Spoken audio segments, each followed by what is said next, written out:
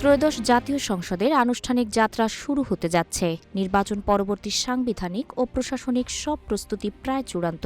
সংশ্লিষ্ট সূত্র জানায়, আগামী সোমবার অথবা মঙ্গলবার নবনির্বাচিত সংসদ সদস্যদের শপথ গ্রহণ অনুষ্ঠিত হতে পারে। একই দিনে নতুন প্রধানমন্ত্রী ও মন্ত্রিসভার সদস্যদের শপথের সম্ভাবনাও রয়েছে। ফলে ১৬ ফেব্রুয়ারি দেশের রাজনৈতিক অঙ্গনে একটি তাৎপর্যপূর্ণ দিনের দিকে তাকিয়ে আছে সবাই।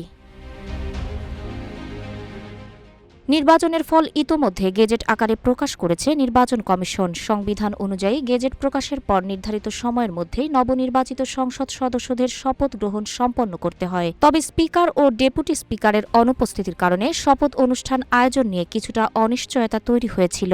সাবেক স্পিকার শিরিন শারমিন চৌধুরী পদত্যাগের পর প্রকাশ্যে অনুপস্থিত এবং বিদায়ী ডেপুটি স্পিকার কারাবন্দী থাকায় বিকল্প ব্যবস্থার আলোচনা শুরু হয়।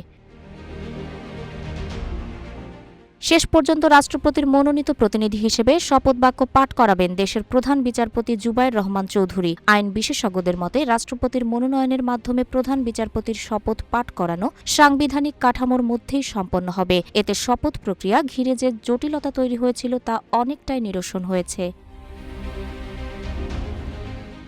১২ ফেব্রুয়ারি নির্বাচনে ৩০০ আসনের মধ্যে ২৯৭টির ফল ঘোষণা হয়েছে। ঘোষিত ফলে বাংলাদেশ জাতীয়তাবাদী দল পেয়েছে ২০৯টি আসন। অন্যদিকে জামায়াতে ইসলামী এবং তাদের জোট উল্লেখযোগ্য সংখ্যক আসনে জয় পেয়েছে। এই ফলাফলে সংসদের সংখ্যাগরিষ্ঠতার চিত্র স্পষ্ট হয়েছে। শপথ অনুষ্ঠানকে ঘিরে জাতীয় সংসদ ভবন এলাকায় নিরাপত্তা ও প্রোটোকল প্রস্তুতিও জোরদার করা হয়েছে।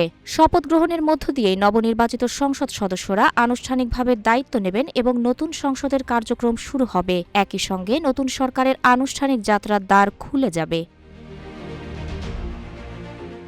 তাহের আক্তার, রূপালী বাংলাদেশ।